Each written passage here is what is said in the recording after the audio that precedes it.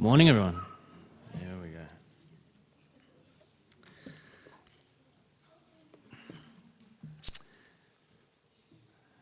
Have you ever felt intimidated or unqualified when undertaking a task? I think we all have. It could be a fix-it-up job at home. It could be at work, perhaps even a role in the church. Today I want to talk about a young man that dealt with these emotions and feelings in the Bible. He wrote one of the Gospels, the Gospel of Mark. Now, Mark seems to me like the least read Gospel. No one starts there. And once you get through Matthew, you sort of go over to John and then Luke. And I think there's reason for it. It doesn't have the same discourses and theology of the other three. But it has its own...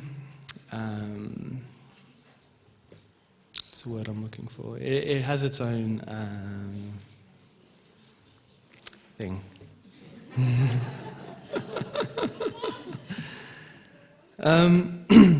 It is the shortest gospel. It's very direct, and it's the fastest gospel. It was written in Rome for the Romans at the time.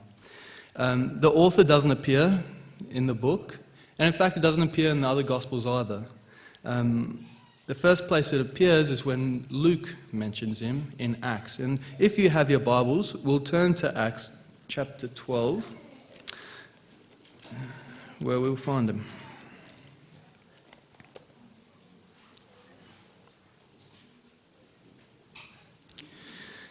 Now, just some background, a bit of context around this time. This was not long after the conversion of Saul. At the time, there was a prophet in Antioch whose name was Agabus, and he foresaw a great world famine coming. And so the church in Antioch sent relief to the believers in Jerusalem through Barnabas and Saul. And this is where we pick up the story. Acts chapter 12, and I'll read 1 to 4. Now about that time, Herod, the king, stretched out his hand to harass some of the church. Then he killed James, the brother of John, with a sword. And because he saw that it pleased the Jews, he proceeded further to seize Peter also. Now it was during the days of unleavened bread. So when he had arrested him, he put him in prison and delivered him to 4 squads of soldiers to keep him, intending to bring him before the people after Passover. Now this is Herod Agrippa, and as he wanted favour with the Jews, killed James, the brother of John, and then when he saw how much pleased the Jews, he went and captured Peter also, but wanted to wait till after Passover to do with his head as well. Now, I'm just going to skip through the story. Peter goes to prison, and then he's rescued by an angel. So if we just go a few verses down to verse 11 and 12, we'll pick it up again. And when Peter had come to himself, and he said, "Now I know for certain that the Lord has sent his angel, and he has delivered me from the hand of Herod and from all the expectation of the Jewish people." So when he had considered this, he came to the house of Mary, the mother of John, whose surname was Mark, where many were gathered together praying. This is our first reference of Mark in the New Testament. And he's only mentioned here because of his mother. It's pretty much a side note. Now, the house of Mary, the reason that the house was identified with a woman probably means that she was a widow. And she had the name of what seemed to be every second female in the New Testament, Mary. So the only way to...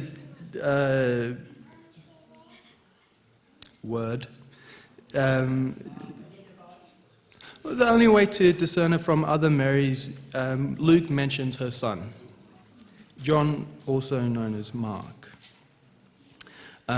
Now, the church met at this house. Peter knew where to go. He wasn't led. They met there often. And so it's safe to assume that Peter knew Mark, and Mark knew Peter, and would have listened to Peter preach and teach, and he was a young man at this time, could have been a teenager. All right, let's go down a few verses to where he's mentioned again. And now this is still in Acts 12, but in verse 25. And Barnabas and Saul returned from Jerusalem when they had fulfilled their ministry, and they also took with them John, whose surname was Mark. John was his Jewish name, and Mark was his Gentile name. But here they take John named Mark with him. It's his first indication of his usefulness, but it's still nondescript. They don't say what he is or what he does. It just says he takes them. They take him. The next verse, in Acts 13, verse 1, it says, Now in the church that was in Antioch, there were certain prophets and teachers, and it goes through a list of names. It goes through Barnabas, Simeon, Lucius, Manaen, and Saul. It doesn't mention Mark. Mark wasn't a teacher, wasn't a prophet. He doesn't say if he's a fisherman or a carpenter. No qualification here at all. So why take him? Well, it turns out in Colossians, and we'll get there later, but he was Barnabas' cousin. So Barnabas knew him, and he knew his qualities and his strengths and weaknesses, and trusted him to a degree. Reading on, 2 to 5. As they ministered to the Lord and fasted, the Holy Spirit said, Now separate to me Barnabas and Saul for the work to which I have called them. Then having fasted and prayed, they laid hands on them and sent them away. So being sent out by the Holy Spirit, they went down to Seleucia, and from there they sailed to Cyprus. And when they arrived in Salamis, they preached the word of God in the synagogues of the Jews. They also had John as their assistant. So this is their first missionary trip. Take John Mark, and it's the first description of Mark, but it's as an assistant, as a helper, and that's it. So they're in Cyprus, and they're doing their missionary work, but it's difficult. I'm paraphrasing the next few verses. They find oppression, they find it's not that easy. It's a dangerous road as well. So when they get almost through Cyprus, we'll go to verse 13 of chapter 13. Now when Paul and his party set sail from Paphos, they came to Perga in Pamphylia, and John, departing from them, returned to Jerusalem.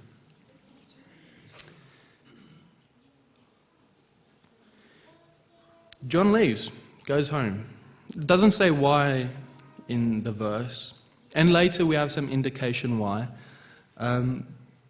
But there's a passage in Acts of the Apostles where Ellen White sort of elaborates on the situation going on here. Just a small paragraph. And she says, It was here that Mark, overwhelmed with fear and discouragement, wavered for a time in his purpose to give himself wholeheartedly to the Lord's work. Unused to hardships, he was disheartened by the perils and privations of the way. He had laboured with success under favourable circumstances, but now amidst the opposition and perils that so often beset the pioneer worker, he failed to endure hardness as a good soldier of the cross. He had yet to learn to face danger and persecution and adversity with a brave heart. As the apostles advanced and still greater difficulties were apprehended, Mark was intimidated and, losing all courage, refused to go further and returned to Jerusalem. So he goes home. A young man, it's not necessarily what he expected, and he could serve, but under certain pressures and where his life was in danger, he called it no more.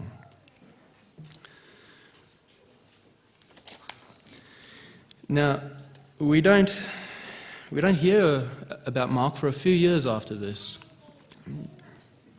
It's only till later he comes back up again, and it's within a conversation between Paul and Barnabas.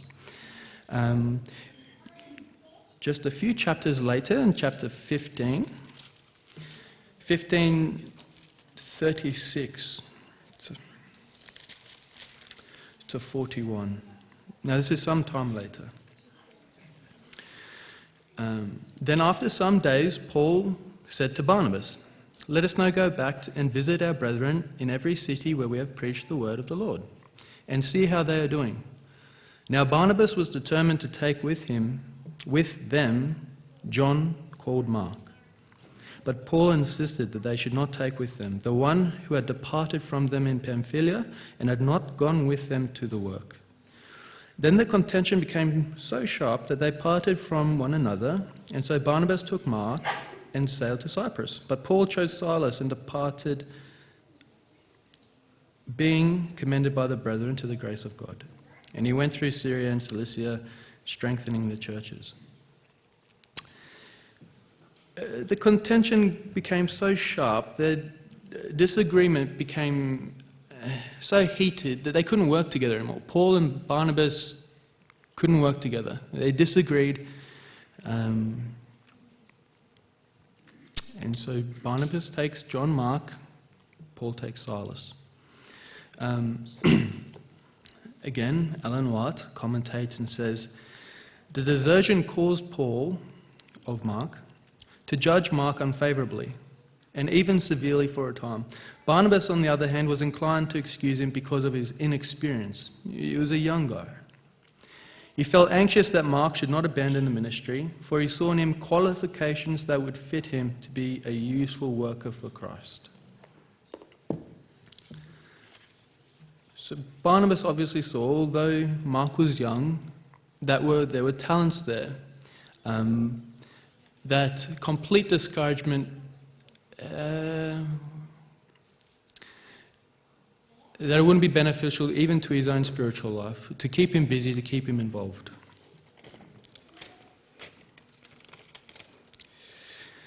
Now, it's not until 10 years later.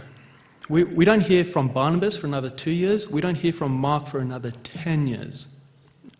We don't hear from him again.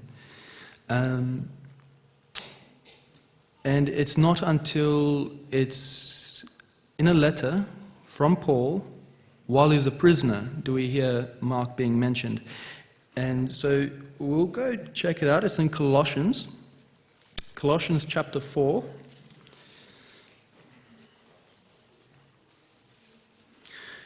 And verse 10. Paul is now imprisoned. He's in Rome. And he's writing to one of the churches.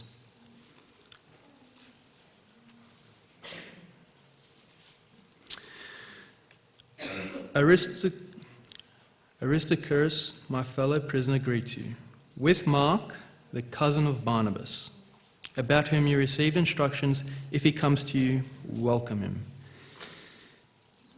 10 years later,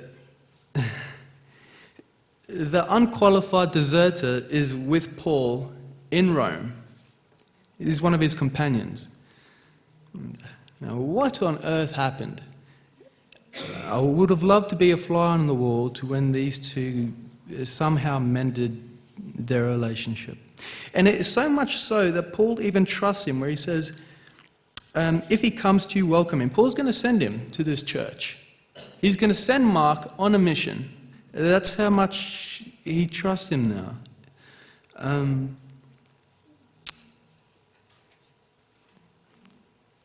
It's amazing. Now, shortly after this, Mark is mentioned again, but not by Paul. He's mentioned again, but this time by Peter. 1 Peter chapter 5. We'll see what he has to say.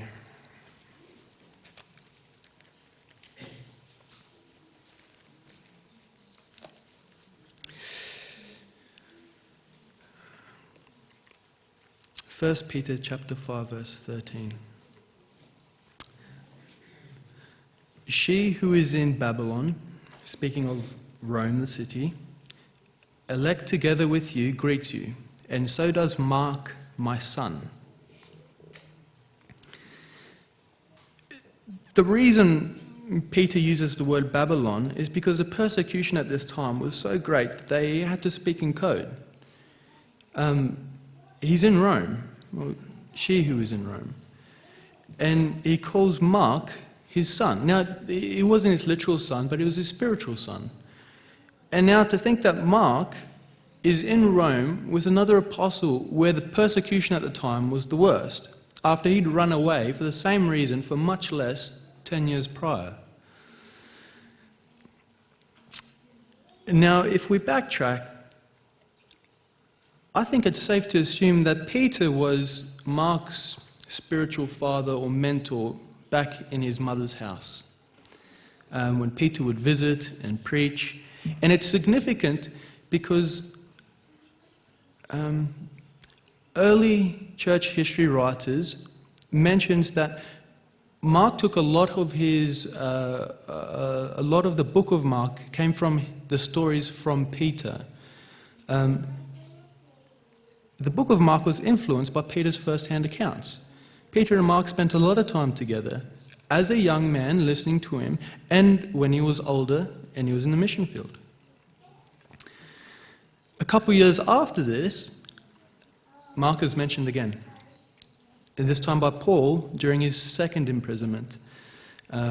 We are now in 2 Timothy chapter 4, and this is shortly before Paul's death. It's his last letter to Timothy. 2 Timothy chapter 4, 9 to 11. Be diligent to come to me quickly. Paul's urgent here. For Demas has forsaken me, having loved the present world, and has departed for Thessalonica. Crescens for Galatia, Titus for Dalmatia. Only Luke is with me. Get Mark and bring him with you, for he is useful to me for ministry. What a turnaround. This is Paul's last letter shortly before his death.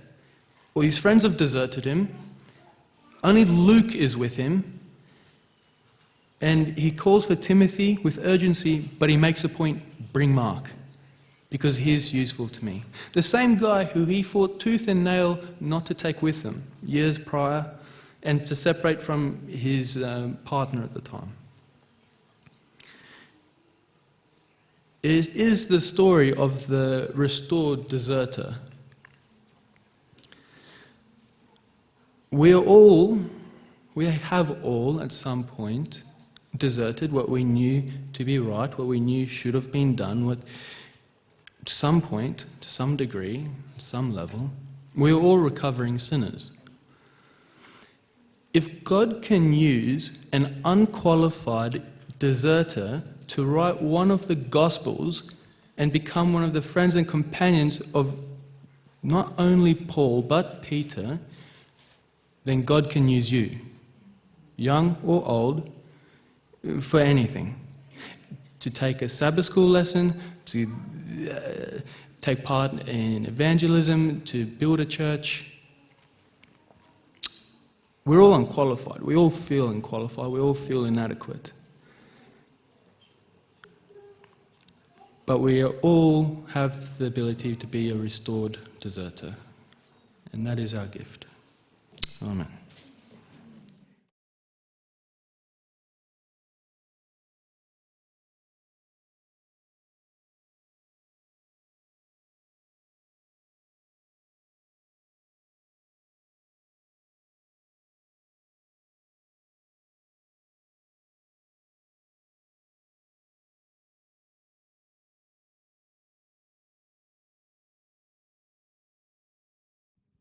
Good morning.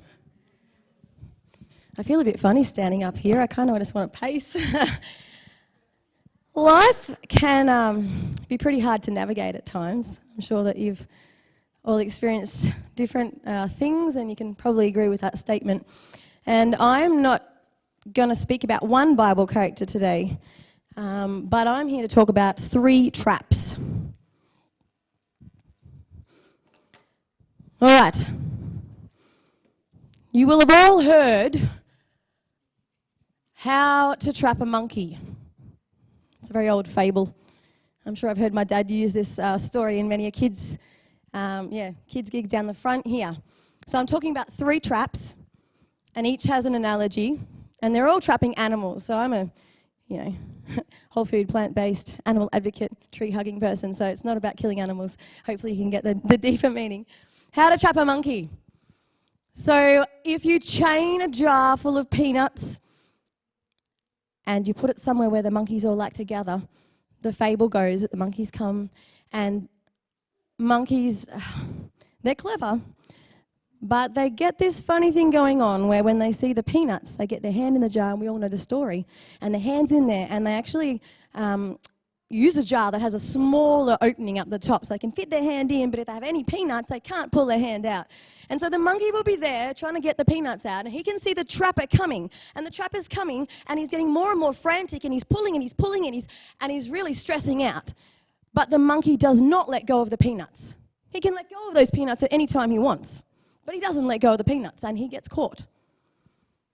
So for me, what a funny, stupid little story, but there is a deeper meaning. We all can probably relate to this analogy because we all have areas in our life where we have things that we can't let go of. And I was having a think about some characters in the Bible, and there's so many characters that fit into this. I guess they have had experiences where they struggle to let go. The first one I thought of was Saul. Saul, in the Bible, if we look in 1 Samuel 15, it actually talks about how handsome he was and how he stood a head taller than everybody else, and he was picked by Samuel, and he looked like a king. So Saul, though, when we think of his life, and I'm not going to spend a lot of time because I'm jumping around looking at many different characters, but Saul did struggle with not being able to surrender his own ideas and desires. He couldn't let stuff go. He thought he knew better.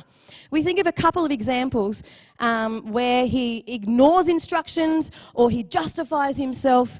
I'm sure you can remember the time, and it's fairly early in his reign, I think it was his 2nd year, where he jumped the gun with making a sacrifice. And we look at the whole surrounding scenario, and it seems pretty complicated. He'd just, been fighting the enemy, and there was all these soldiers were waiting around, and he was waiting and waiting for Samuel, who had to come and perform this sacrifice, and he waited 7 days, and he's getting really antsy, and he's like, come on, why can't I just do the sacrifice?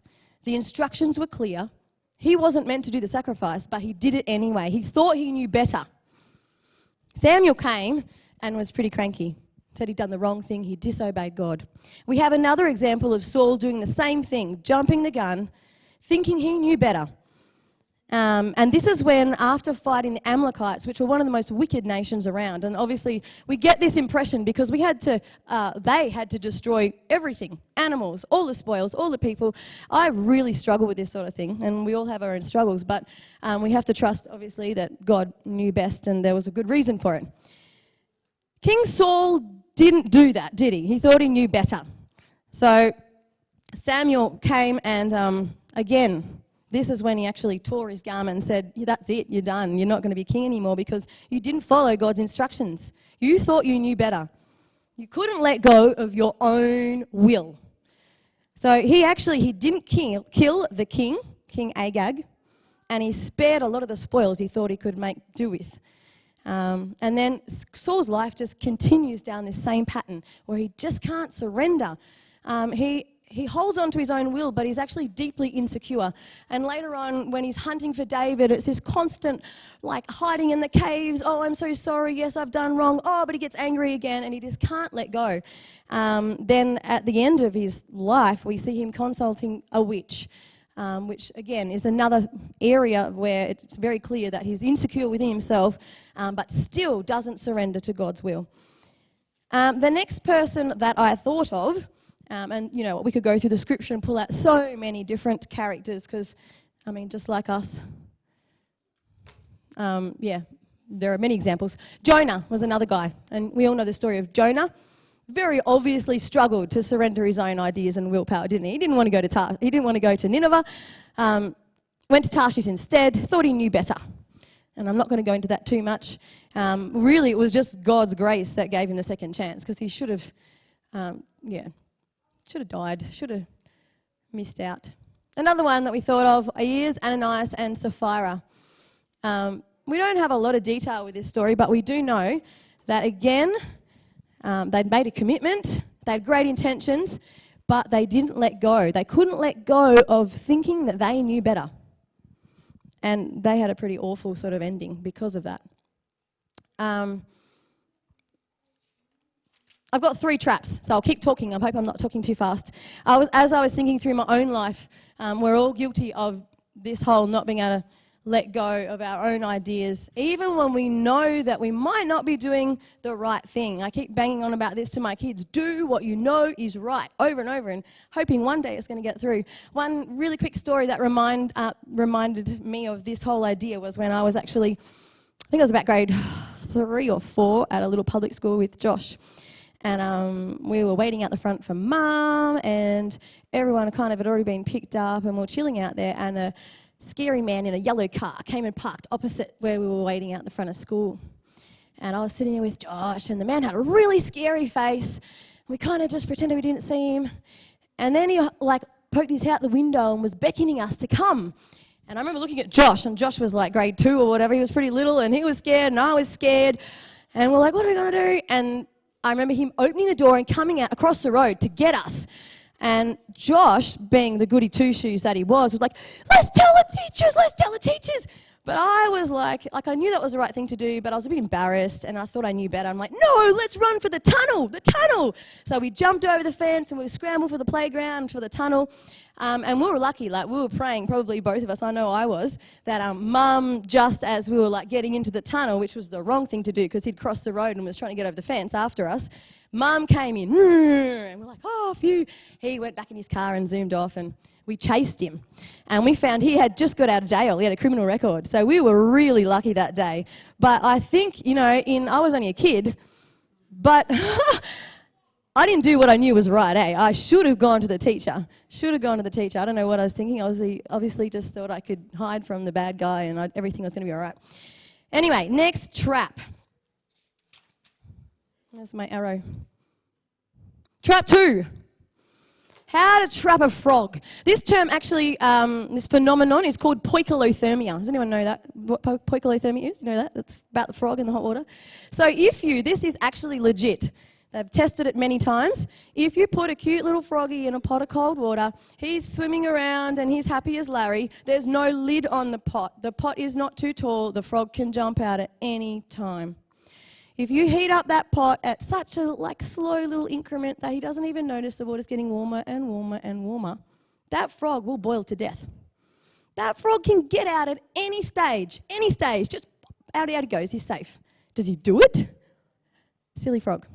So, this is, for me, all about desensitization. And, we are very aware of that whole desensitization thing that happens. But we all get complacent, don't we? We're all guilty of being affected by desensitization. One young guy, and I am very aware that obviously this is meant to be about youth, so we all have looked at characters that are younger. Hezekiah. Who knows the story very well about Hezekiah? It's a really cool story. Hezekiah was 25 when he became king of Judah. Was it Judah or Israel? Judah. Here we are. So 2 Kings 18.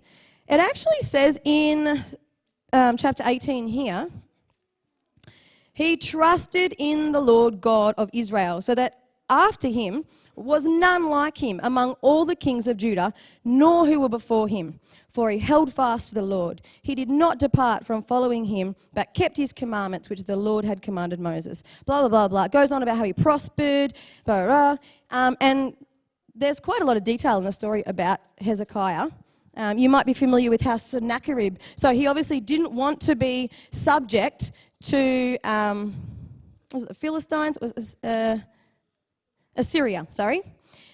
Sennacherib didn't like it, and so he came against them. And they had a massive army. And so we have Hezekiah within the walls and freaking out about Sennacherib and all the army around who were coming to get him. And you know the story where God performed an amazing miracle and the angel of death came and wiped them all out. They didn't have to do anything. And Hezekiah had, a really amazing reign over Judah where he got rid of all the idolatry from the kings beforehand. He brought the nation back to God, and lots of good stuff was happening. Then we know the story how he got crook. So he got really sick. He was on his deathbed and he didn't want to die. He was not ready to die. And he had a whinge to God about it and he didn't want to die. And what happened? You know the story about the sundial. So God was amazing to Hezekiah, wasn't he? How cool would that be to actually have such a sign and to ask for a sign and to have God honor it? So they were obviously pretty tight. God loved Hezekiah. But getting to the bit where he got complacent, Hezekiah obviously was blessed by God and was close to God, and God looked after him. He made him well. He killed his enemies, and he gave him a very successful reign. But Hezekiah, after he was healed, did a silly thing. And we read about this when the Babylonian dudes came along. Babylonian envoys, they're called. These guys came up, and I don't know, they weren't enemies at the time, but Hezekiah decided that he was feeling pretty comfortable and he was pretty proud, and he showed the Babylonians everything, didn't he? All the good stuff, all his riches, all his secrets, everything. He was really proud of where they were at, but he didn't really think. He was complacent. And what happened later on? That's right, the Babylonians came back after he died. And the Bible actually lines out here where Isaiah comes and tells him. He says, "Then Isaiah the prophet went to King Hezekiah and said to him, 'What did these men say, and from where did they come to you?' So Hezekiah said, 'They came from a far country, from Babylon.' And he said, 'What have they seen in your house?' Hezekiah answered, 'They've seen all that is in my house. There is nothing among my treasures that I have not shown them.' Then Isaiah said to Hezekiah, 'Hear the word of the Lord. Behold, the days are coming when all that's in your house and what your fathers have accumulated until this day will be carried to Babylon. Nothing shall be left.' Blah, blah, blah, blah, blah."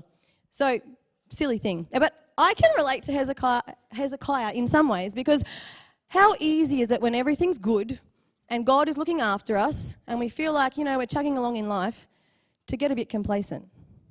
It's pretty easy, isn't it?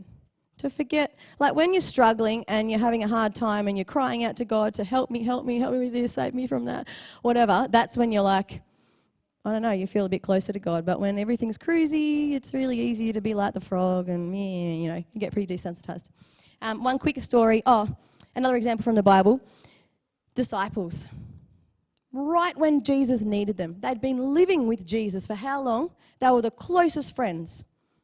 And right at that time, that night, when Jesus said to them, "Watch and pray." In Luke 22. "Why do you sleep? Rise and pray, lest you enter into temptation." He's sweating blood. He's having angels come to him to give him that strength because he knows what's about to happen. Where were his mates? Asleep. You'd think they'd know better. But no, they were complacent. They weren't tapped in, were they? They got like, a bit meh. Another quick story, just because I like kind of hearing lots of stories. When I was at college, I was lucky enough to have the experience to do a practical, so I'm a teacher doing teaching, a practical experience at the Carryong Detention Centre, which is the all-boys jail in Carryong, which is near Gosford. And it's pretty big, and it was really quite an eye-opening experience. So when we rocked up there was two of us, and then one of them ended up dropping out, so it was just little me. There were all these boys, and they were about year 9, year 10, and my prac was teaching art. They were all wearing like these weird tracksuits with different coloured t-shirts depending on which cell they were from. Instead of morning worship, we had like I can't remember what they called it now, debriefing, like sharing, and you'd hear about what happened in the jail the night before and who wasn't allowed to come to school and who was and who smoked whose Band-Aids and who did what to who, and it was really hectic. I was teaching art, and I only had a little class of like 4 or 5, and they were mostly they're all different kind of ethnicities, but mostly kind of guys around year 10 level. So at the start it was hectic. Like we had a guard on call. I had like I was like, what, speakers and everything. And if any kid, like I had one situation where at the end of every class you had to collect their pens because the night before someone had stabbed someone in the neck with a pen because they smuggled it from class. So at the end of class, I was like, okay, Mark, pens, I'll give me your pen. And he looked at me and he was like, not going to give me his pen. And all I had to do was like hit the alarm. And the guards come in. It was that, like, it was pretty cool. But I got desensitized. Well, yeah, as a teacher in that sort of situation, it's like instant response, instant consequences, and yeah, it was kind of exciting. But I got to know the boys after a while quite well, and I forgot that they were murderers and rapists and criminals and whatever. I didn't actually know what they'd done, but I know there were some hectically bad people there. But when you get to know people and you start to build a relationship with them, I don't know, I'm probably too innocent and silly, but I lost that sense of, danger, and I got a bit complacent. And there was just one scenario that, I don't know if it didn't cut my experience short, but I definitely got in trouble for it. And we had to go on duty, and we had different areas, and I'd been there for I would have been about 3 or 4 weeks by that stage, so I was like feeling pretty equipped. And in my area, I only had 2 boys who were just shooting hoops, and I knew the boys. I'd been teaching art for a while with them, and all the other guys were all having a wow of a time in the pool, which was like quite a while away. And I was just standing there, and after a while, I'm like, I'm just going to go shoot some hoops with the boys. So we were shooting basketball, we were chatting and bouncing and chatting. It was fun. And another guy came at the pool and came over, and he's like, oh, let's play a game, let's play 2-on-2. And I was like, oh, all right, kick off my shoes. So we're playing 2-on-2. And then after a while, a few other boys joined, oh, we want to play 2. And then I kind of was so busy playing, and I noticed that there were more people around, and then we had teams, and then there were people all watching. And I saw that there was another teacher there watching, and I kind of didn't think about it too much. But after a while, there was a lot of energy. The boys were yelling and pushing and shoving and yelling out stuff that was probably a little bit disrespectful to me, and there was a lot of people getting a bit violent and antsy, and anything like this amongst these sort of boys can be a little bit hectic. So yeah, they ended up calling in other teachers and separating a few of the boys who were hustling and fighting, and other ones who were yelling at rude things. And I was in trouble because silly me in my little shorts and t-shirt, the only female teacher there was playing basketball, wasn't thinking very well at all, because I'd got to know the boys and I'd developed too much trust. So I'd got complacent and could have, ended up in something that was fairly dangerous. Silly me.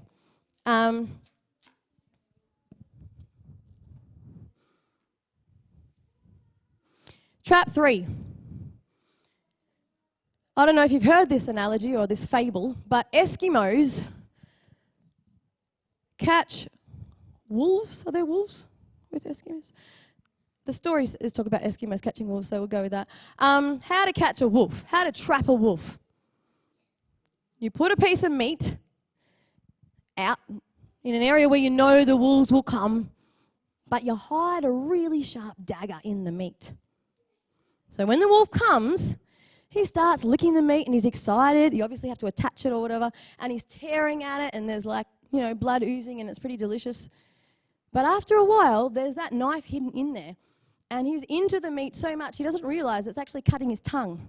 And so as the knife's hacking up his tongue, he's actually drinking his own blood. And so it's pretty gross. So he's so fixated there, eating the meat, he's actually bleeding out. And then obviously the hunter can come and do his thing. Gross story, hey? But yes, again, another trap. With this trap, first of all, I thought it was about pleasure. And we all, are pleasure seekers. And I think that God made us to enjoy pleasure and enjoy living a life here on earth. But we all can be wary of becoming so involved in whatever we're doing that we lose our awareness. We lose sight of the big picture.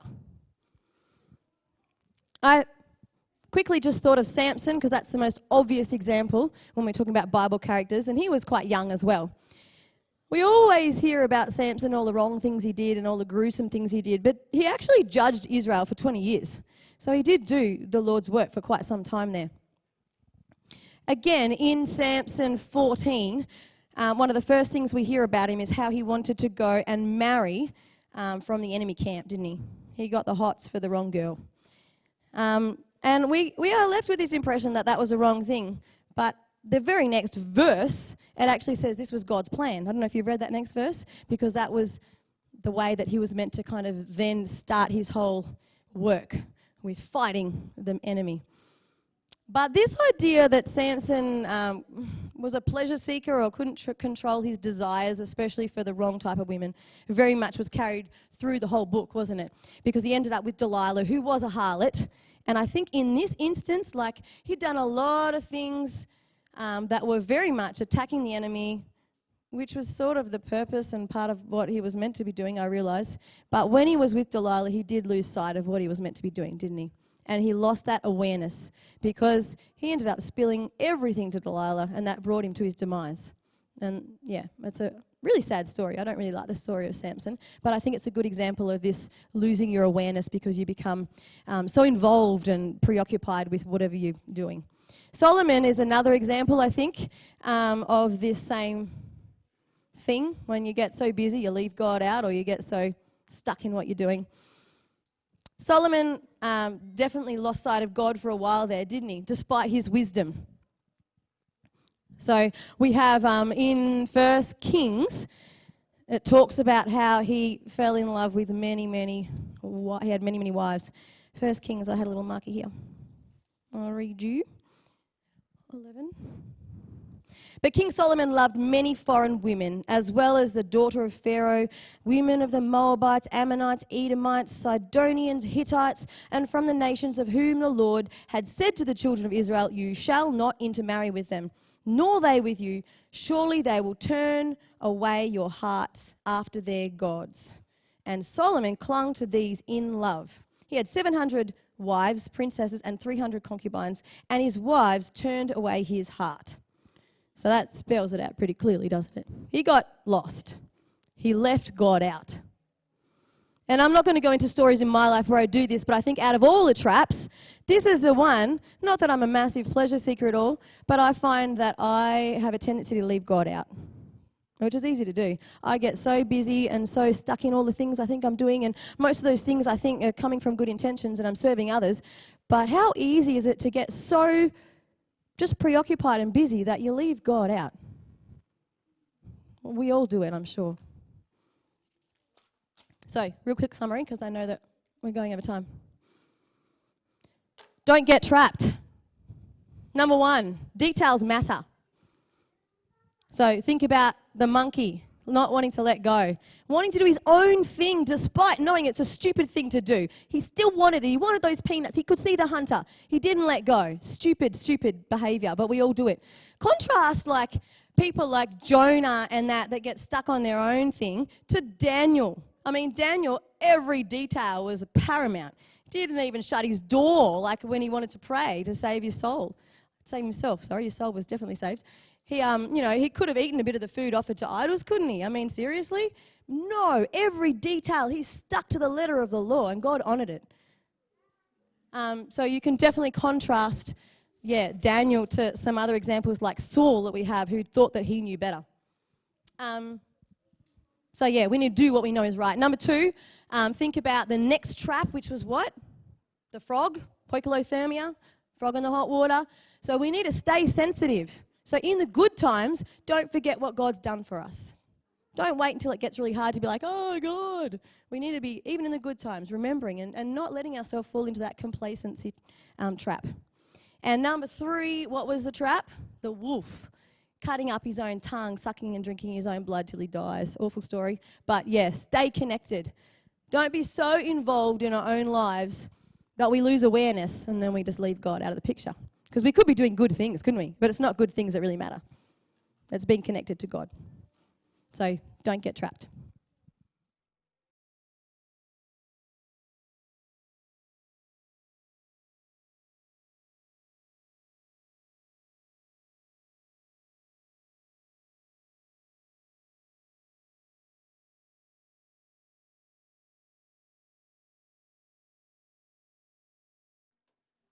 Good afternoon.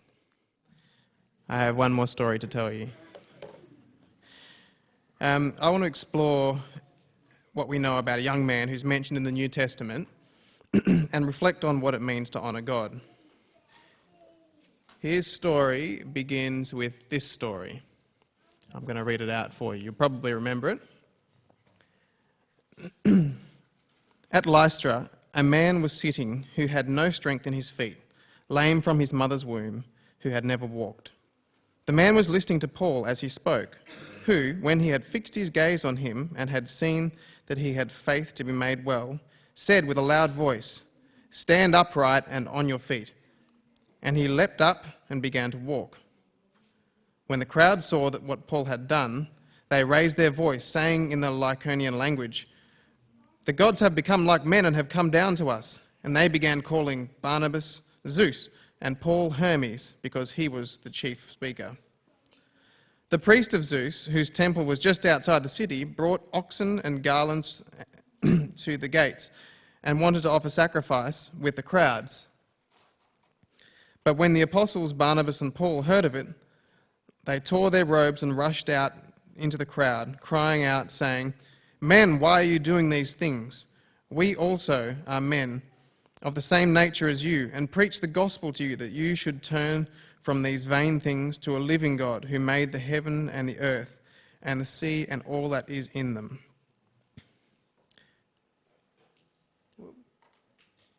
Did I go one too far? There we go. But Jews came from Antioch and Iconium, and having won over the crowds, they stoned Paul and dragged him out of the city, supposing him to be dead.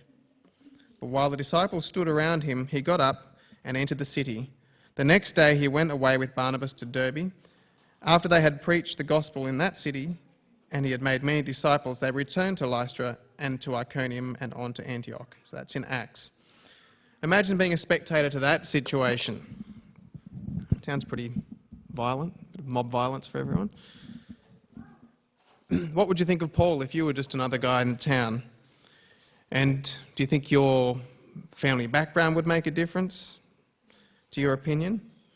The character that I want to talk about is not in that passage, but he was probably present, or he heard about the events, given he lived in that town, it would seem. Does anyone know who I'm talking about? Timothy. So just a couple of chapters later in Acts, it tells us that Paul came also to Derbe and to Lystra, and a disciple was there named Timothy, the son of a Jewish woman who was a believer, but his father was a Greek, and he was well spoken of by the brethren who were in Lystra and Iconium. So it would seem likely that Timothy had either witnessed or heard about what happened with Paul and Barnabas on their prior journey through Lystra. I'm not sure if it was a couple of years earlier. I'm not sure how long ago before it was, but this is their second visit to Lystra when Timothy joins the crew. So you wonder who was Timothy, and we have a few details about him, so we're just going to reflect on those just a touch. Lois and Eunice were two notable women in his life, his grandmother and his mother. And they're mentioned because Paul knew them, and they were renowned for being sincere in their faith.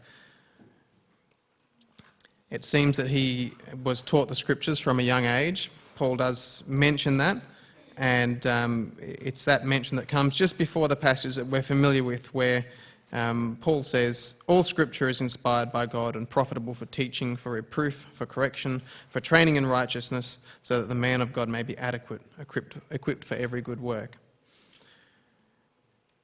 Timothy was gifted in some way when he met Paul and Paul laid hands on him, and Paul refers to that in a couple of his letters. He was also circumcised by Paul, and he then travelled with Paul quite a bit. He was tasked with being an evangelist, and he was actually involved in writing the second letter to the Corinthians. He's introduced there as one of the authors. You can speculate a bit about how things were for him before he met Paul. It's interesting that he's, with his family situation, with his dad being a Greek and his mum being a Jew, I think people have talked about it.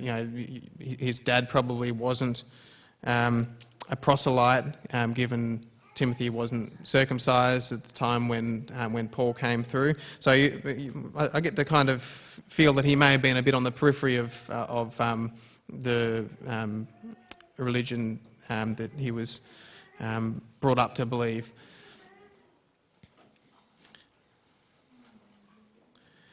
So this is just a little list of some of the things or some of the places that Timothy went. Apologies for the difficulty of reading that. Didn't think it would be quite that obvious.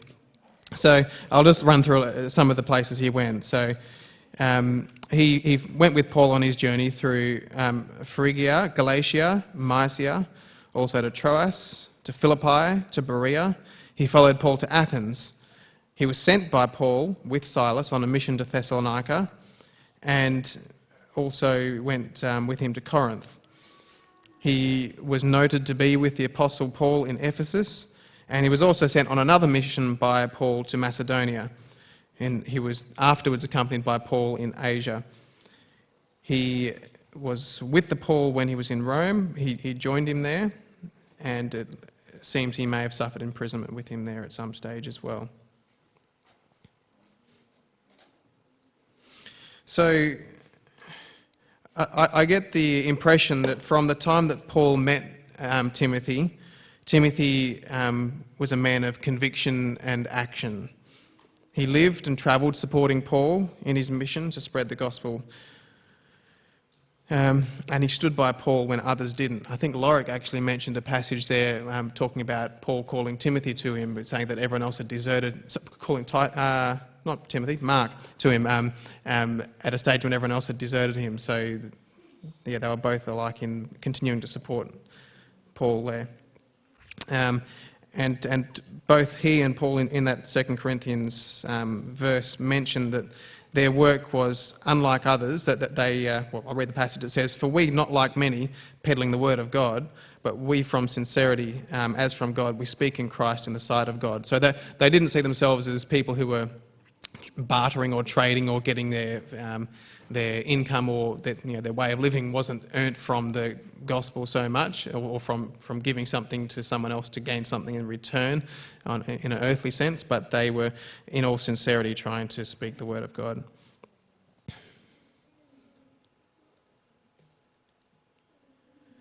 So in reflecting on what we know about Timothy, we can then look at some of the issues for his time, and this is mostly gained from the books to Timothy, 1st and 2nd Timothy, written by Paul.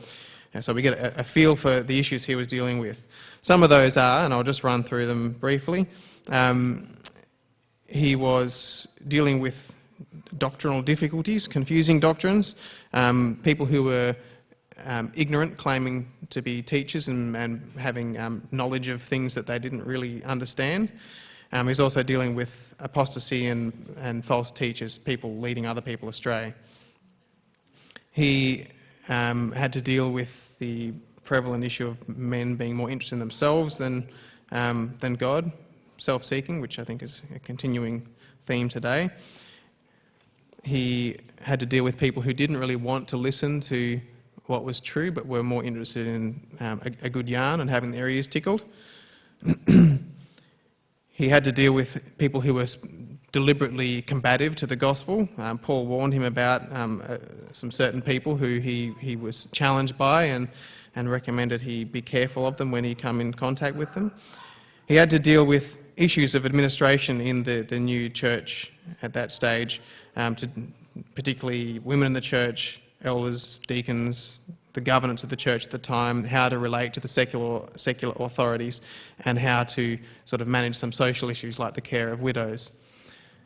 He dealt with times when people were more interested in money than in God, and also with the state-led persecution that was going on at the time. So, thinking about that, I thought, well, how does this compare for me at the moment? I was thinking about issues that I deal with, and this is a list of the not very exciting things that I deal with. So, things like feeling like I don't have enough time. I actually feel like a bit like that stupid monkey that you mentioned, Anita, who has their hand in the jar and has too many peanuts and can't figure out which one they need to actually hang on to.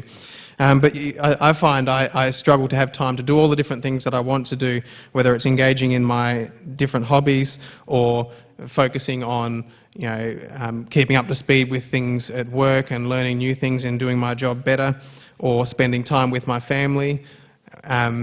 in kids, or spending time, connecting with God, or spending time with my broader family and, making sure that we build on strengths or, navigate any issues there. I'm also focused on, how to deal with money and keeping secure, and how to act purposefully. All these kind of things absorb my time. But reflecting on that and the issues that that Timothy was dealing with, there's quite a difference there. So for all the students of the world out there, this is a phrase you will fear and tremble at. But seriously, if you consider what we know about Timothy and the things that he was dealing with, when you think about your life as individuals and our life as a group, as a church, what do you notice? Can you draw any parallels or gain any encouragement or any perhaps warnings or rebukes from what he's done? Some things that cross my mind, do you see some of the issues he dealt with in his life as an affirmation or a rebuke about how well young people are engaged in the church today, bearing in mind that Timothy was quite a young man? Is there any affirmation of how parents and grandparents deal with the kids in the church? Any rebuke about our secularised and self-preserving culture? Any caution or rebuke about our, the way we put ourselves forward with our special knowledge as a church, and the eagerness that we might do that? Or perhaps an affirmation of, how we deal with doctrinal sides of things? Are there any challenges to how we structure the church? Perhaps you see it as a provocative jab about how we deal with women in the church, or just a big question about how the church and the culture of the day mesh together or don't.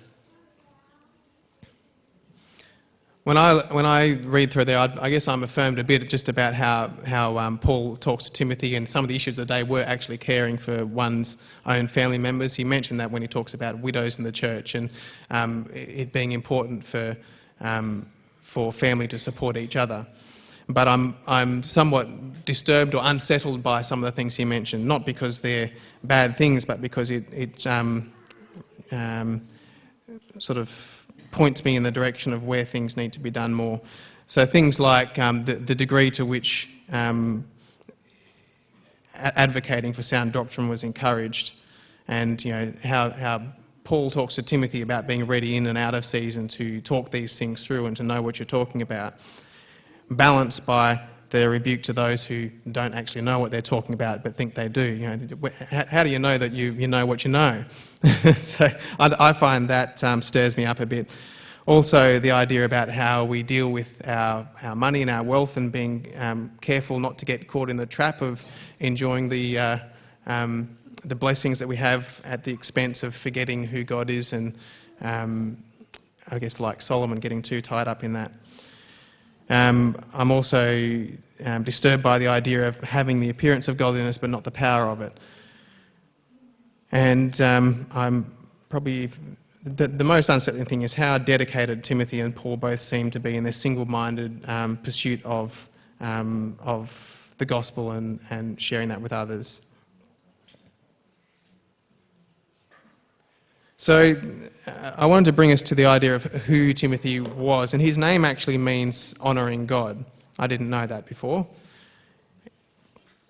It comes from, I don't know how to say the words, timeo and theos, I think. Timeo meaning to value, to place a value on something or to honour something.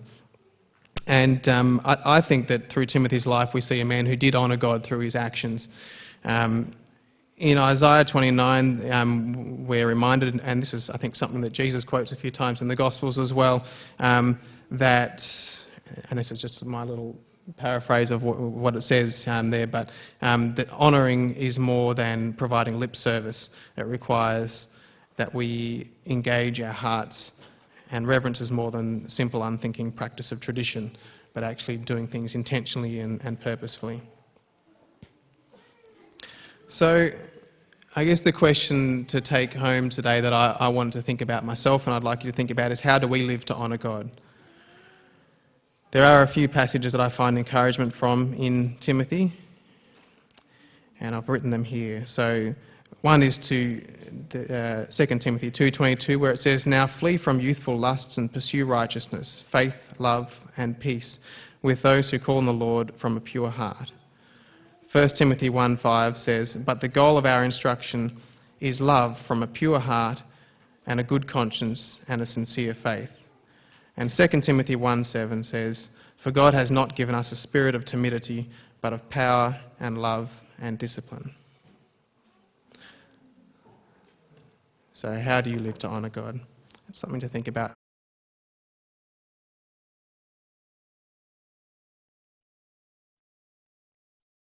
Just quickly, just to wrap up, the thing that occurred to me sort of just when listening to everyone and what they had to say is sometimes in life we feel like we're really special, and we are in many respects. We're unique, right? We're each our own person.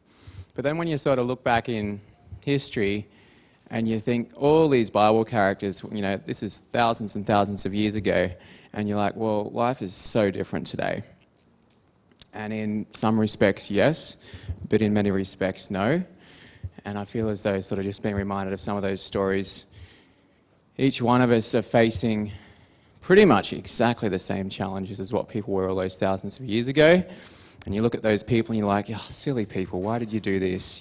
Why did you turn away from God? And I think exactly the same thing's applicable to us. So let's try and stay connected, particularly in the week ahead, and try and stay close to God. I'm just going to close in prayer if you want to bow your heads.